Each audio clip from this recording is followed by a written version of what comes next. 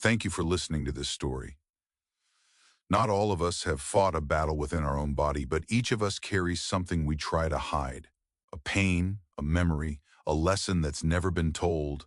If my story made you pause and listen to yourself, then this journey has already been worthwhile. Don't hesitate to care for your body. Don't wait until it speaks through pain. And if you want to hear more real-life stories, the strange, the touching, the ones that make you think long after the story ends, hit subscribe and turn on the notification bell.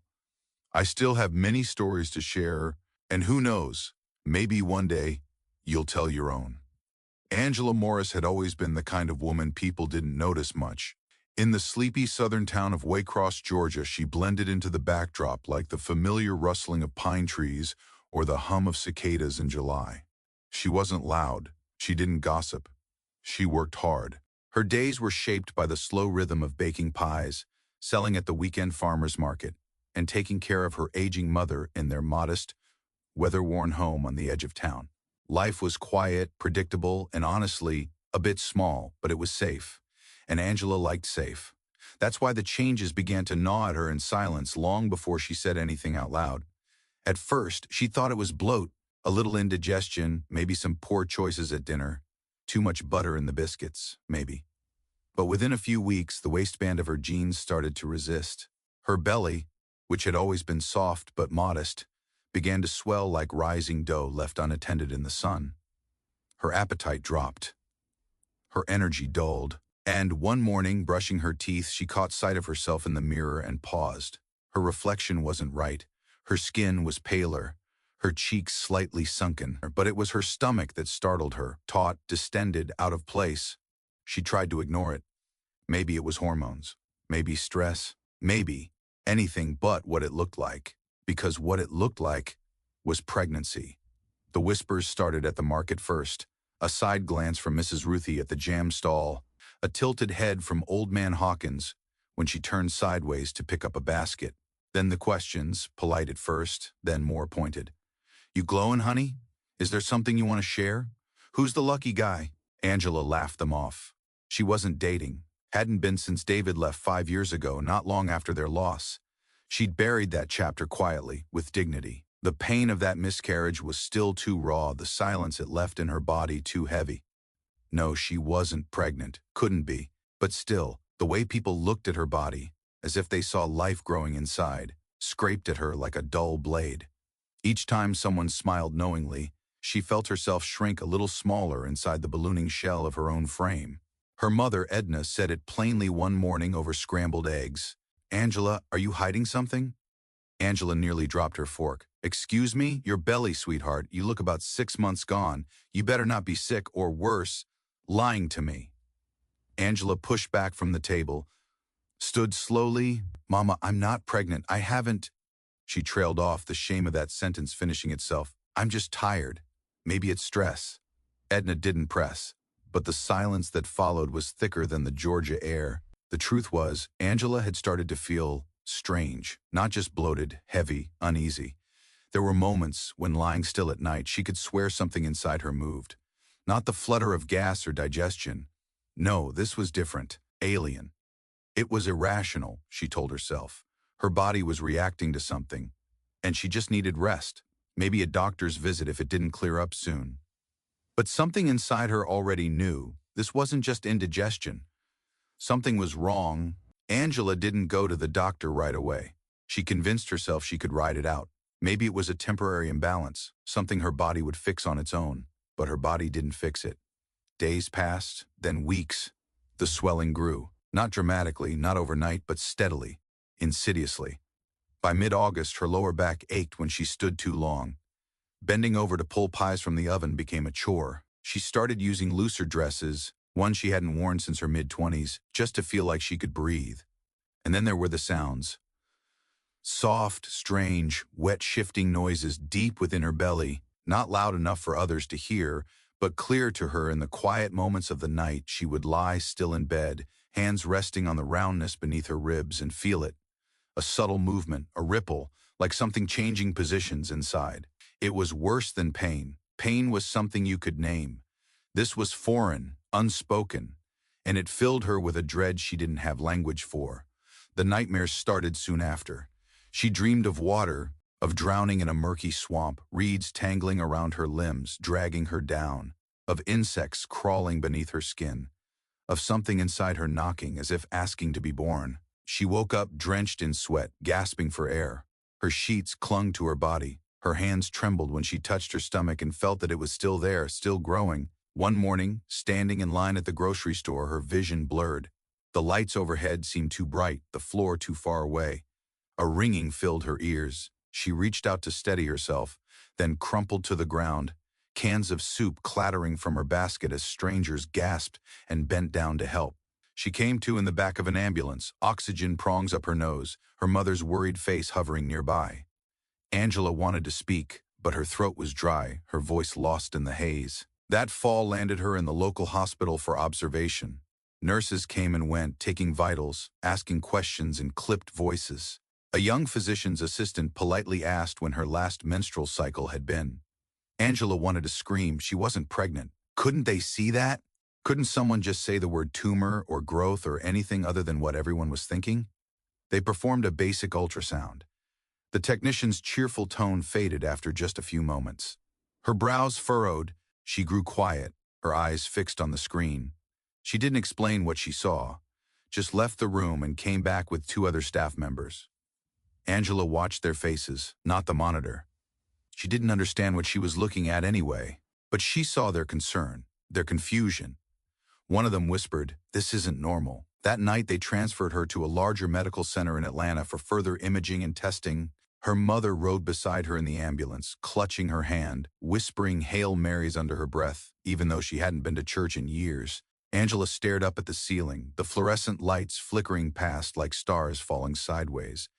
She thought about her childhood, about the way her father used to hum while painting the porch, about the time she broke her arm falling from the tire swing, about the wedding dress she never wore, about the child she never held. She thought about all the empty space inside her that now felt so disturbingly full. At the new hospital, things moved quickly. Blood work, MRIs, scans she didn't understand. Doctors used words like fluid accumulation and parasitic activity, but none of it made sense to her.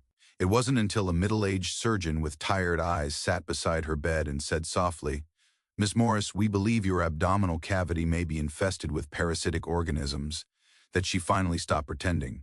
Something was living inside her, and whatever it wasn't done growing. The hospital in Atlanta was sterile, massive, and humming with controlled chaos.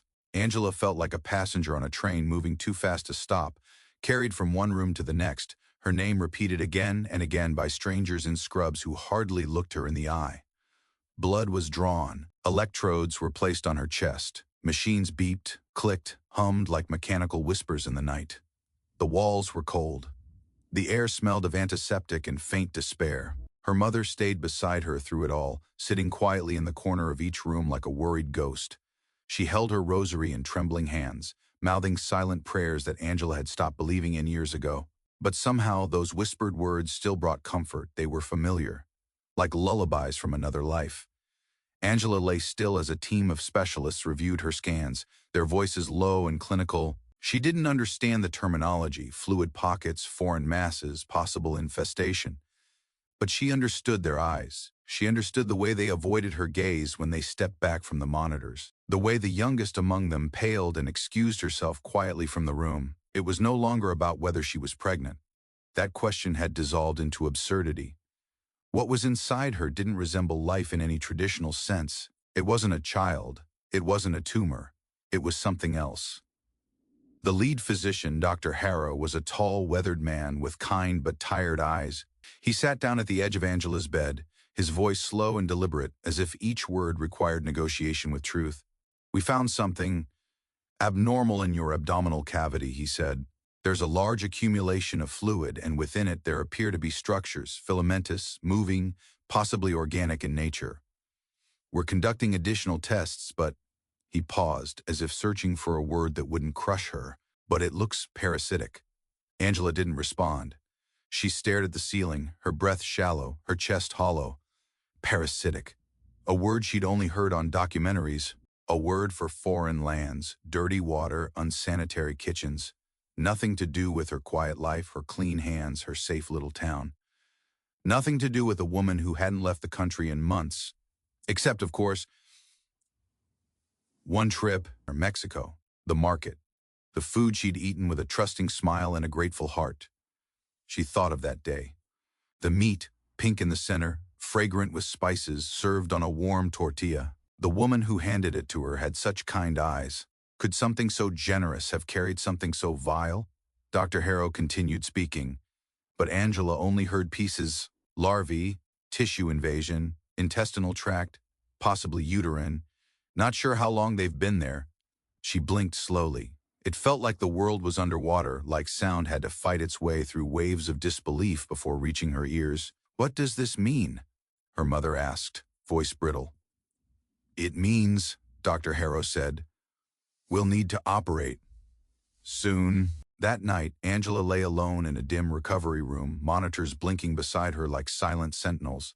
The city moved outside her window, distant and oblivious. She placed her hand gently on her belly.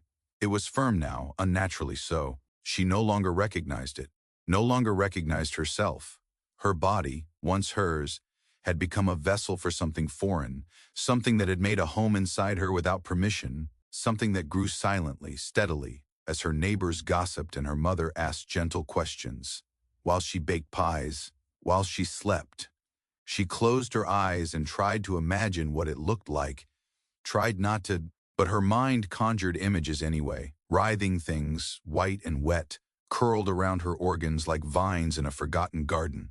A nest, a hive. She pressed her fingers harder into her skin, half expecting to feel movement, like bubbles under the surface of boiling soup. Nothing, only silence. But it was not the comforting silence of her kitchen or the quiet of Sunday mornings. It was the heavy silence of something waiting, breathing, living. The morning of the surgery, the air in the pre-op room was sharp with antiseptic and cold fluorescent light. Angela lay motionless on the gurney, the thin blanket pulled up to her chest, her hands resting just below it, folded one over the other like she was preparing for sleep, or something more permanent. Nurses moved quietly, checking monitors in 4 lines, speaking in clipped, practiced tones. A calm efficiency surrounded her, but underneath it, Angela sensed the edge of something brittle, something strained. Her mother stood nearby, trying to be strong. Her eyes were rimmed red from a night of silent crying in the hospital waiting room. She had stopped asking questions. She just watched her daughter now, silently, as if memorizing her face. Angela broke the silence, her voice hoarse. "If something happens..." Edna moved quickly to her side, taking her hand. "Don't say that, don't you dare." Angela looked away. "Just listen. If something happens, no funeral flowers, no black. I want blue hydrangeas, like the ones in the backyard."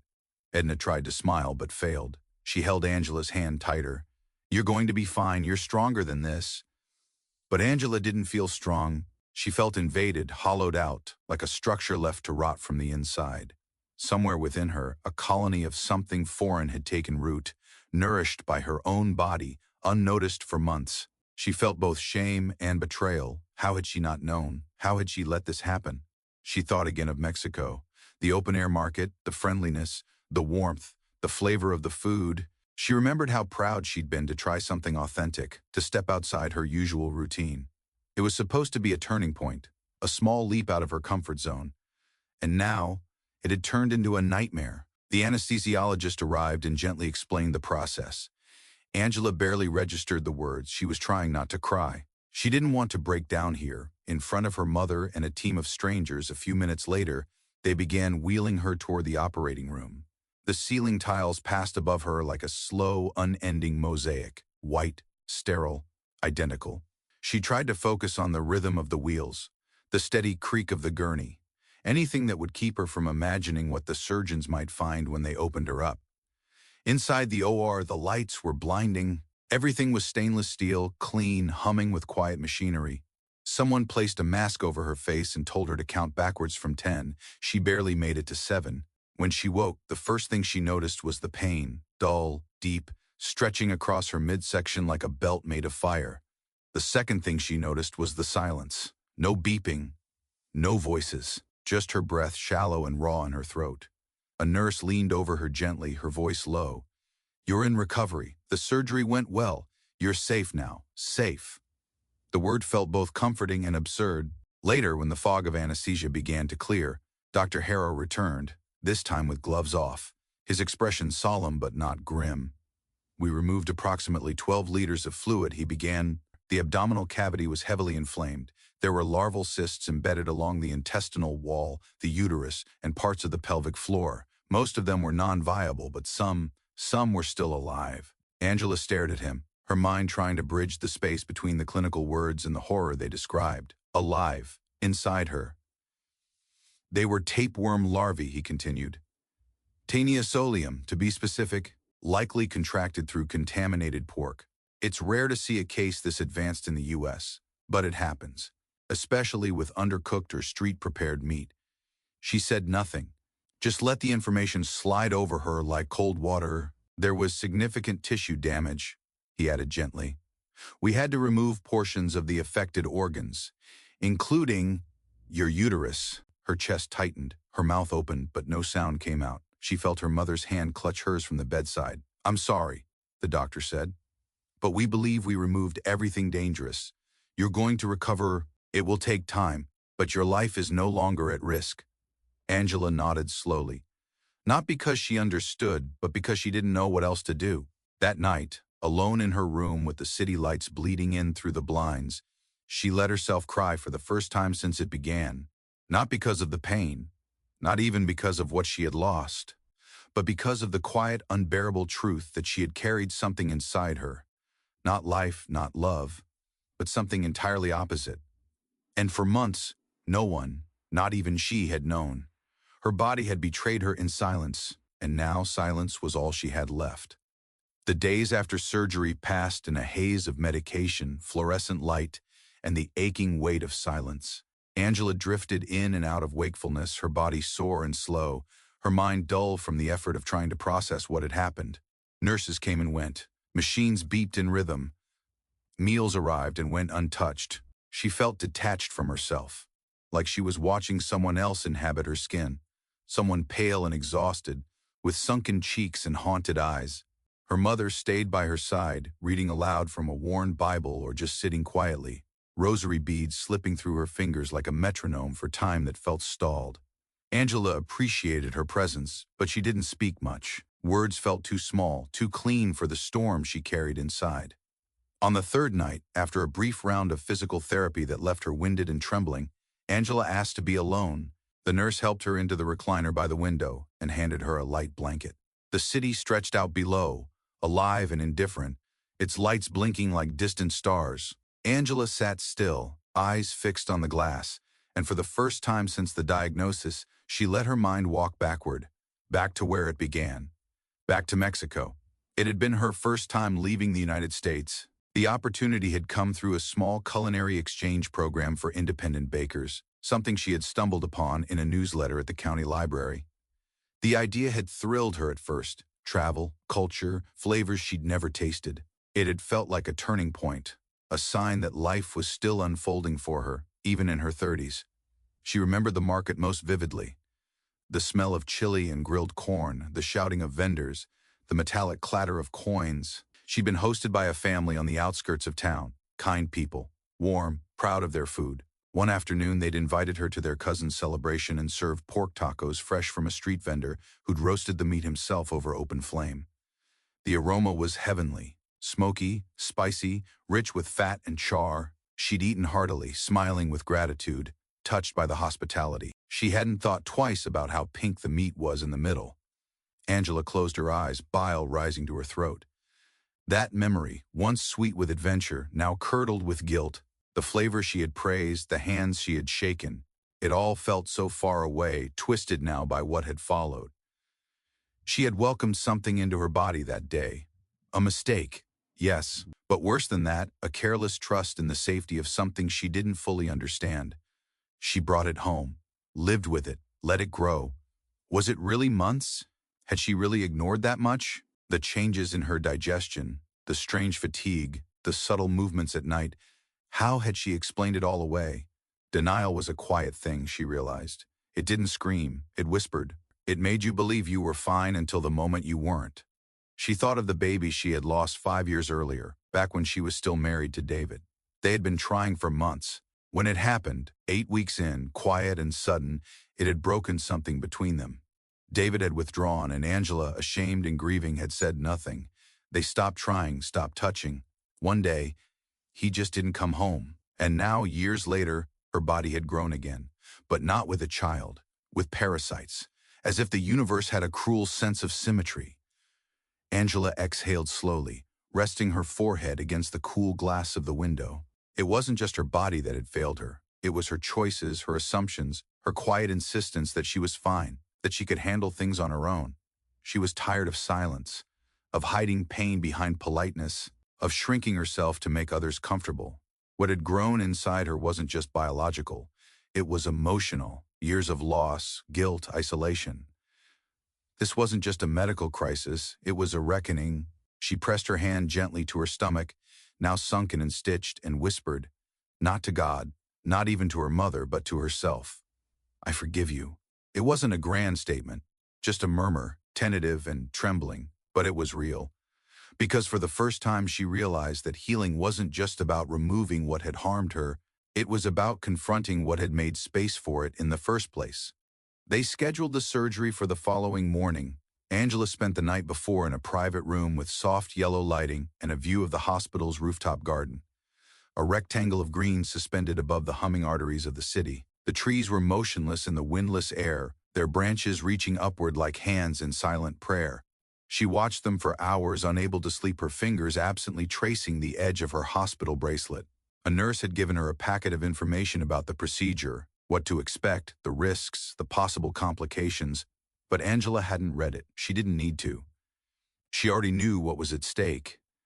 She had seen it in the surgeon's face. The operation wasn't just about removing the larvae or the fluid or even saving her life.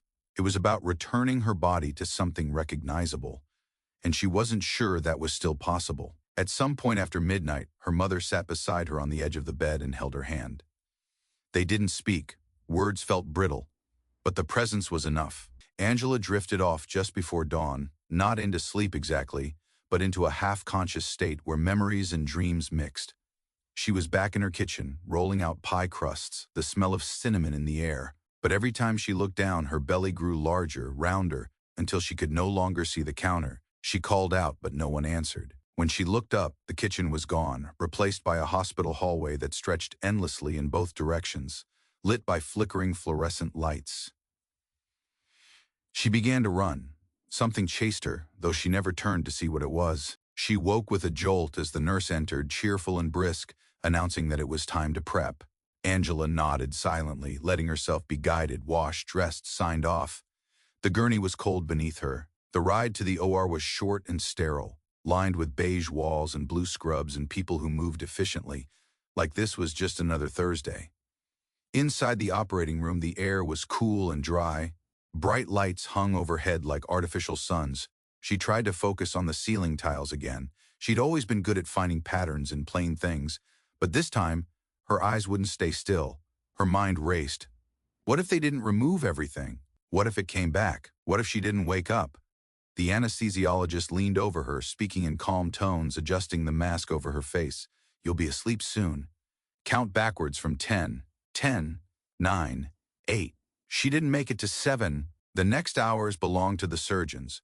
They opened her up with precision, layer by layer, revealing the swelling mass of tissue, fluid, and parasites inside. It was worse than expected. The cysts had spread across multiple organs, weaving themselves like fine threads around her intestines, along the uterine wall, clinging to the surrounding fat like seeds caught in a thicket. The team moved methodically, suctioning fluid, excising clusters, cauterizing tissue. A camera projected the live feed to a screen where the lead surgeon monitored every move. A cluster of living larvae wriggled into view, pale and thread-like, swimming lazily in the pooled fluid. Someone in the room cursed under their breath. Angela's case would later be discussed at a national medical conference for its rarity and severity. But in that moment, she was simply a patient, open, vulnerable, caught between biology and miracle. By the time they finished, 7 hours had passed. They had removed nearly 12 liters of fluid, extracted over 200 cysts, and performed a partial hysterectomy due to irreversible damage. The surgeon stood over her, quietly amazed that she had survived the infestation at all. She was wheeled into recovery just after dusk. Her mother paced the hallway until a nurse finally emerged, smiling. She made it through. Angela opened her eyes slowly, her throat raw, her body heavy with the weight of trauma and anesthesia. She didn't feel pain yet, just a distant ache, like something remembered from far away. But her mind was clear enough to understand what had happened. She'd been cut open. The invaders had been found, and they were gone. Mostly. The surgeon visited her that evening, his tone gentle but honest. "It will take time. Your body's been through a lot, and I'm sorry to tell you that we couldn't save your uterus." The infection had progressed too far. Angela listened, eyes fixed on the wall behind him. She nodded slowly. She didn't cry, because the loss didn't surprise her. Somewhere deep inside, she had known. The moment the swelling started, the moment her body began to change, something in her had whispered that this time, this growth, would not be a beginning but an end. The days following surgery unfolded like a long gray fog. Angela drifted through them without sense of time, her body weak, stitched together with careful hands, but inside she felt undone. There was no sharp grief, no collapse into sobs. What filled her instead was a kind of emptiness so complete it almost felt solid, something she could press her palms against, something that echoed when she breathed too deeply. Recovery was slow. Each movement felt foreign. Sitting up took effort. Walking to the bathroom felt like crossing a desert. The nurses encouraged her, offering soft praise with every small milestone, but Angela barely heard them. Her attention was somewhere else, turned inward, combing through the ruins of her body for meaning. They brought her the surgical report. She didn't ask for it, but someone thought she should have it. It sat untouched on the bedside tray for 2 days. On the third, she opened it. She read it slowly, lips pressed together, her fingers tightening at certain words. Advanced parasitic infection, cysticercosis tinea extensive tissue damage. Diagrams and numbers mapped her insides like a battlefield. The notes were clinical, efficient, devoid of emotion, the language of science. She appreciated that, somehow. It kept things clean. Still, one phrase lingered: the host exhibited no acute immune response in early stages. Host, not patient, not woman, not Angela. She was a host, a carrier, a house for something uninvited and unseen.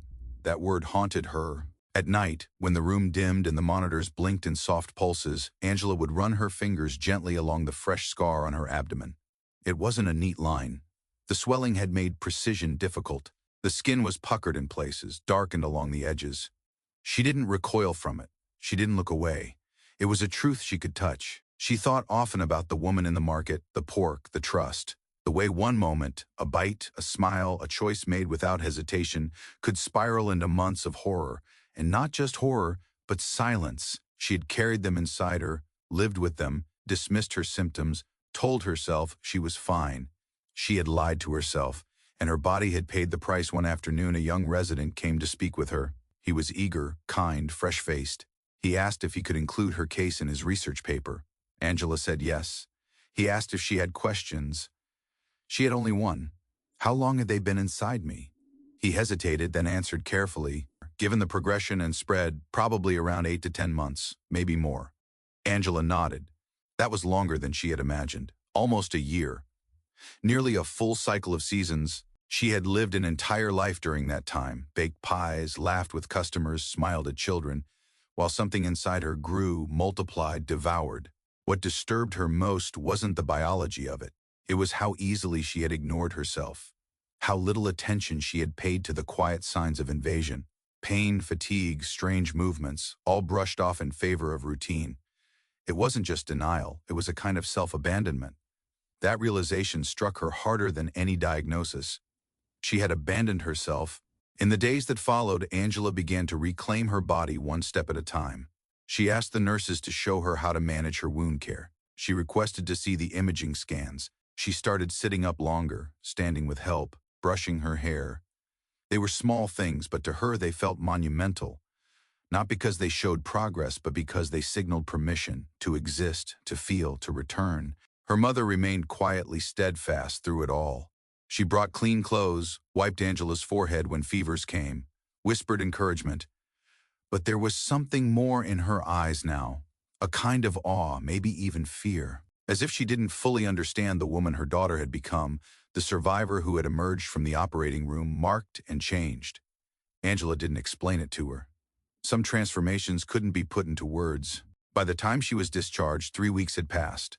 She walked out of the hospital with measured steps, her body lighter but her mind heavier. The sun felt too bright, the world too loud. Everything outside seemed oblivious to the war she had just survived. On the drive home, she stared out the window, watching trees blur past in streaks of green and brown. Her mother drove in silence, one hand on the wheel, the other resting gently on Angela's forearm as if to remind her she was still here, still alive. That night, back in her own bed for the first time in weeks, Angela lay awake long after the house had gone quiet. She listened to the sounds of the night, the distant hum of a train, the rustling of leaves, the creak of the porch swing in the wind. Her hand rested on her belly, no longer full, no longer foreign, just skin and memory. She knew this was only the beginning. There would be more tests, more follow-ups, more questions. But the hardest part was behind her. The invaders were gone, and now the real work could begin. Not of healing wounds, but of reclaiming the spaces they had occupied, of learning to live again in a body that had once betrayed her and might one day do so again. But for now she breathed, and that was enough. The days at home were quiet but not peaceful. Angela moved slowly through the house like a ghost returning to familiar rooms with unfamiliar eyes. Nothing had changed, and yet everything felt different. The kitchen, once her sanctuary, now seemed foreign. The flour jar, the spice rack, the handwritten recipe cards, her own script suddenly distant, belonging to someone she used to be. She hadn't baked since returning, not even a simple pie. The oven remained cold, the mixing bowls untouched. The aprons still hung on their hooks like forgotten uniforms. She didn't know if she would ever use them again. Most people in town didn't know what had happened.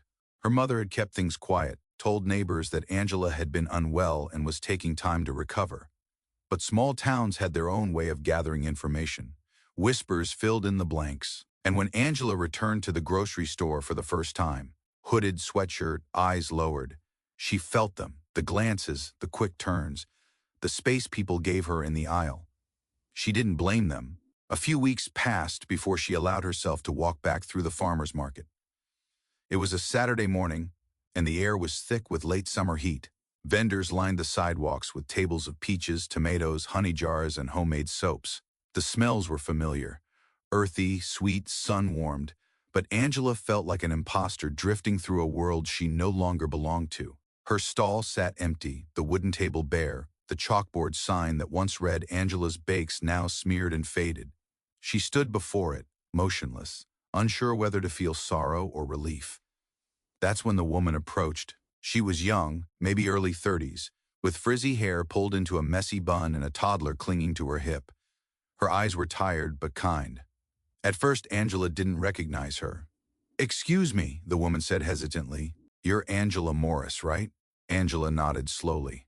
"I just wanted to ask, do you remember a couple months back? My little girl, Ivy, red curls, always asking for your apple turnovers. We used to come by your stall every weekend." Angela managed a faint smile. "I remember Ivy. She liked the ones with extra cinnamon." The woman nodded. Then her smile faded. "She got real sick not long after we stopped seeing you around. Stomach pains, fevers. They couldn't figure it out for a while." Angela's stomach dropped. Her legs felt suddenly unsteady. "I don't mean to accuse," the woman said quickly, sensing the change in her face. When we heard rumors that you'd been in the hospital, and then someone mentioned something about parasites." Angela's mouth went dry. "She's okay now," the woman added, "mostly. But they're still doing tests." Angela couldn't speak, couldn't move. "I just needed to know," the woman said gently. "Is it possible? Could it have come from something she ate?" For a moment, the world narrowed. The sounds of the market, the chatter, the footsteps, the rustling bags, all fell away. All Angela could hear was her own breath, shallow and fast, and the low hum of guilt rising like a tide inside her chest. "I don't know," she whispered. The woman nodded, eyes soft but searching. Okay, thank you. Then she walked away, her daughter bouncing on her hip, red curls catching the morning sun. Angela stood frozen. Her hands trembled, her vision blurred. She turned and left the market without saying a word to anyone. At home, she collapsed onto the couch, heart pounding, thoughts spiraling. The question echoed through her mind on repeat. Had she poisoned a child? She tried to recall everything, when she'd started feeling symptoms, what batches she'd made, who she'd served, but the timeline was blurry. She hadn't kept detailed records. No invoices, just memories, and memories were slippery things. She spent the next few hours in a daze, flipping through notebooks, cross-checking dates, searching her phone for photos or messages, anything that could anchor the truth, but all she found were holes. By evening, she was convinced it was possible. She had served food while infected, smiled, handed over pastries wrapped in wax paper and warmth. And inside those pastries, God, maybe inside those pastries, had been the seeds of something terrible. Angela couldn't breathe. Her chest clenched. She stood abruptly, rushed to the bathroom, and vomited into the sink. Her legs buckled. She slid to the floor and curled into herself, rocking slightly as sobs tore through her like a storm finally breaking. She had survived the parasites, but this was something else entirely. Angela didn't sleep that night. She sat in the darkened living room, lights off, phone in hand, staring at the glow of the screen without really seeing it. Her thoughts moved in circles, tight, suffocating loops of guilt and panic. Every memory from the last 6 months felt corrupted. Her smiles, her kindness, her pride in feeding the community, what if all of it had been a mask for harm? At sunrise, she made a decision. She called the health department. The voice on the other end of the line was calm and procedural. They asked for dates, locations, symptoms.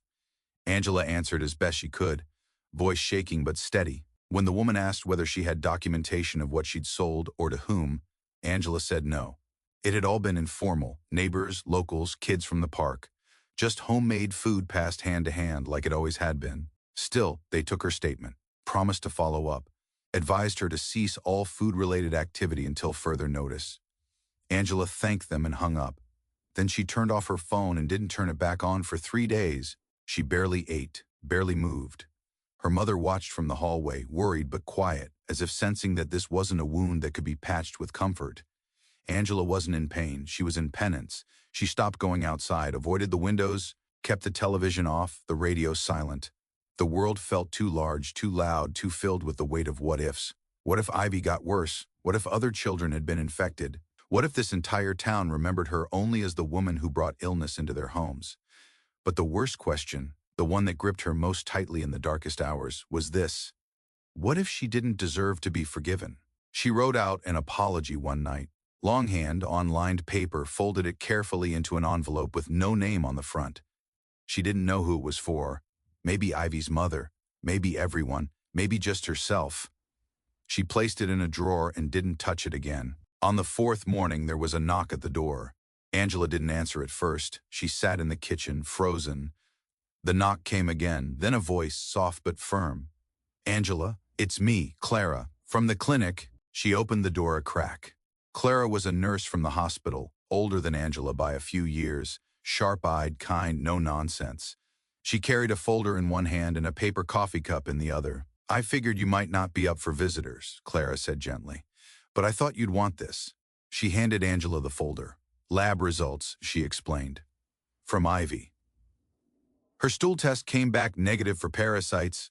Blood work, too. Whatever made her sick, it wasn't the same thing that made you sick. Angela stared at the folder, then up at Clara. You're sure? Clara nodded. 100%. I spoke to her pediatrician myself. Looks like it was a viral stomach bug, totally unrelated. Angela felt her knees give, just slightly. She leaned against the door frame, the folder pressed to her chest like a lifeline. The air tasted different, cooler, cleaner, real. Thank you, she whispered. Clara hesitated, then added, You should come back, you know. You're not the only one with questions. And people need to hear the truth.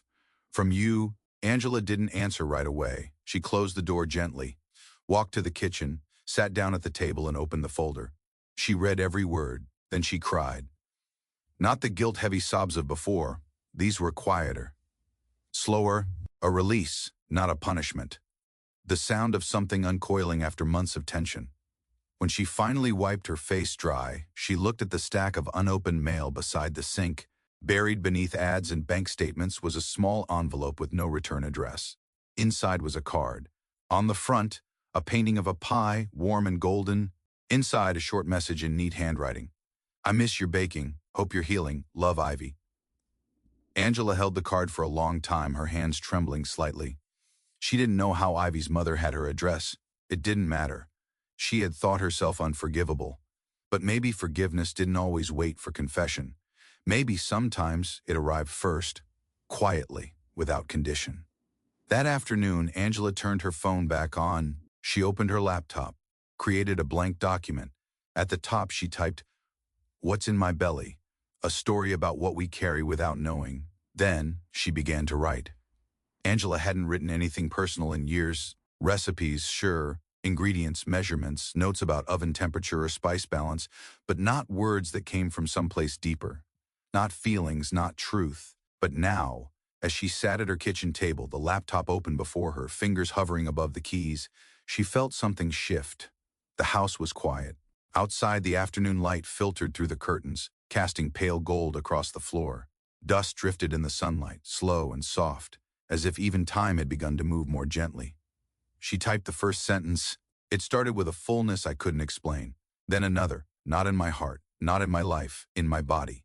And like that, the words came. She wrote without pausing, without censoring, without shaping the story into anything tidy or noble. She told it as it had been. Messy, confusing, frightening. She wrote about the swelling, the silence, the shame. About the trip to Mexico, the flavor of roasted pork. The way one moment of trust had opened the door to months of fear. She wrote about the market gossip, the disbelief, the stares. About the woman with the red-haired child. About guilt. About the night she thought she might disappear inside herself. And she wrote about the operating table, the cold lights, the strange peace of surrender. The story unfolded in chapters, not just of medical horror, but of human unraveling, and slowly, as she shaped the narrative, she began to feel a strange kind of power return to her hands. Not control, not certainty, but voice. She posted the first piece online. She didn't tell anyone. No announcement. No promotion, just a blog titled, "What's in My Belly?" and a quiet entry that ended with the line, "Sometimes the thing that breaks us open is the only thing that lets the light in." She thought maybe a few strangers would stumble upon it. She didn't expect much, but within a week, the post had been shared hundreds of times. People commented from places she'd never heard of. Some shared their own health scares, misdiagnoses, rare conditions, moments of shame. Others simply said thank you. One woman wrote, "I ignored my body for too long. Your story reminded me that I matter. That pain is worth listening to." Another, "Your courage gave me the strength to schedule the appointment I've been avoiding for 6 months." Angela read every message. She cried, she smiled, she answered as many as she could. What she had once thought was a private shame was becoming something else entirely, a bridge. People began reaching out. Local clinics asked if she would speak to their patients.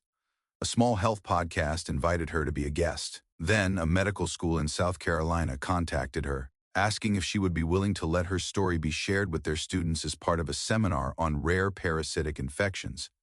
Angela said yes to everything, not because she loved the spotlight, but because, for the first time, she understood that what had nearly destroyed her might now be used to protect someone else. That the most painful chapters of her life didn't have to be hidden away like old scars. They could be shared. They could matter. She returned to the farmer's market one crisp Saturday in October. The air had changed, cooler, laced with the scent of fallen leaves and distant chimney smoke. She wore a dark green cardigan, soft from use, and a plain canvas tote slung over her shoulder. The market looked just as it had months ago, but to Angela, it felt different.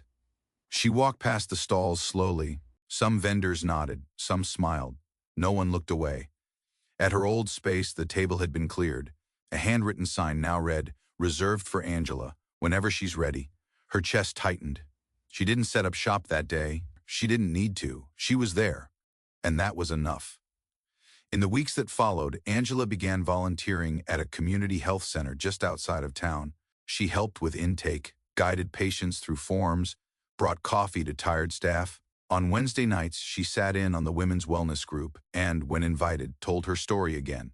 Each time a little different, a little braver. She was not a doctor, not a scientist, but her story made people listen, and when she looked in the mirror now, when she saw the scar beneath her shirt, the slight curve in her posture, the softness beneath her eyes, she no longer saw weakness, she saw proof. Proof that she had survived, that her body, despite everything, had carried her through. There were still moments when fear returned, when her stomach ached unexpectedly, when a child coughed, when someone mentioned undercooked food. The trauma didn't vanish, it lingered, like a distant siren just beneath the noise of daily life. But it no longer ruled her. It reminded her of what mattered, of how thin the line could be between before and after, of how easily a quiet life could become extraordinary, not by ambition, but by necessity, and of how survival was never the end of the story. It was the beginning of something new. Angela's mother still watched her closely sometimes, still offered to help with little things, as if Angela might break if touched too hard. But now Angela would smile and take her hand, not out of weakness, but out of gratitude. One evening they sat on the porch as the sun dipped low. The trees swayed, the cicadas hummed. Angela turned to her and said, "I think I want to bake again." Her mother nodded slowly. Then bake. It wasn't permission, it was affirmation. That night, Angela stood in her kitchen. She preheated the oven, measured out flour, cut cold butter into cubes. Her hands moved with memory, muscle remembering what the mind had forgotten. She added cinnamon, extra for Ivy. The scent filled the house, not to erase the past, but to honor what came after. Angela stood at the podium, a simple wooden one draped with a modest white cloth, in the corner of a conference room filled with folding chairs and polite anticipation. The event wasn't glamorous, no spotlights, no broadcast cameras, just nurses, med students, social workers, people who had come to listen, not to be entertained. Behind her, a projector screen glowed softly with the title of her talk, Listening to the Quiet Symptoms, a story of what the body tries to tell us. She took a breath. Her palms were dry, steady. "Good afternoon," she began. "My name is Angela Morris, and a little over a year ago I thought I might be pregnant. I wasn't." There was a soft ripple of knowing laughter, but it faded quickly. Angela continued, her voice calm and sure. Not theatrical, not rehearsed, but lived in. She didn't need to read from notes.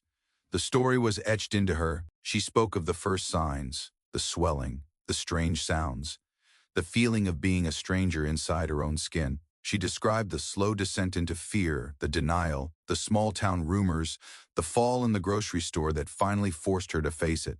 She told them about the hospital in Atlanta, the surgeons, the diagnosis, tapeworm larvae, cysticercosis, an infestation that had wrapped itself around her organs like a hidden vine.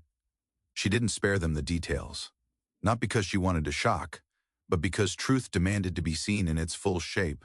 She told them about the hysterectomy, the aftermath, the guilt.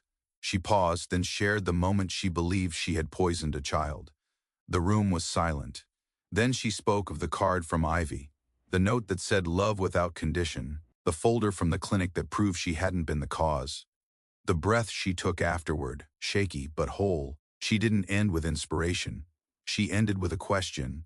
What are you ignoring in your own body? What pain are you dismissing because it's inconvenient or embarrassing or doesn't fit the story you're used to telling yourself? She let the silence linger. Then, your body is talking. Please, listen. When she stepped down from the podium, no one clapped right away. Not because they weren't moved, but because they were absorbing, reflecting, sitting with it, and that was enough. Angela didn't need applause. She needed space. Later that evening, she walked outside and sat on a bench beneath a maple tree, just beginning to turn. The sun was sinking behind the buildings, leaving streaks of orange and deep blue across the sky. She tilted her head back and closed her eyes. It was done. The story had been told, but her life wasn't over. It was just different now. The woman she'd been, the one who measured her worth by how well her pie crust flaked or how kindly her neighbors spoke of her, was gone. In her place stood someone quieter maybe, but deeper, someone not defined by what she had survived, but by what she had chosen to do with the survival. She thought of all the things her belly had once carried, potential, pain, silence, invaders, fear, but also now, a scar, a memory, a kind of rebirth. What she had carried wasn't a baby, but it had delivered her into a new life just the same. A few days later, she returned to the market. This time, she brought a single basket of baked goods, nothing fancy, just apple turnovers with cinnamon. A handwritten sign next to them read, "Made with care and clean hands, and a story worth asking about." People stopped by. Some curious, some cautious. A few just smiled and bought a pastry without a word. One woman leaned in, lowered her voice and said, "I read your blog. I got checked. You saved my life." Angela thanked her, tucked the moment away, and handed over the warm bag. That evening, as the sun dipped low again, she stood in her kitchen and watched the last of the turnovers disappear from the counter. The scent of baked apples clung to the air, soft and familiar. Her mother passed behind her and paused. "You're different now," she said. Angela turned, wiping her hands on a towel. "Is that bad?" "No," her mother said. "It's beautiful. You used to serve food. Now you serve something more." Angela smiled, the kind that started small but stretched deep. That night, she opened her journal and wrote just one sentence. "I am no longer afraid of what's inside me." And for the first time in a long while, she slept without dreaming. Thank you for listening to this story. Not everyone has fought a battle inside their own body, but each of us carries something we try to hide. A pain, a memory, a lesson we've never spoken aloud. If my story made you pause and listen to your own body, then this journey has already meant something. Don't wait until your body speaks through pain. Pay attention now. And if you'd like to hear more true stories, the strange, the moving, the unforgettable ones that stay with you long after the story ends, hit that subscribe button and turn on the notification bell. I have many more stories to share, and who knows, one day you might tell your own.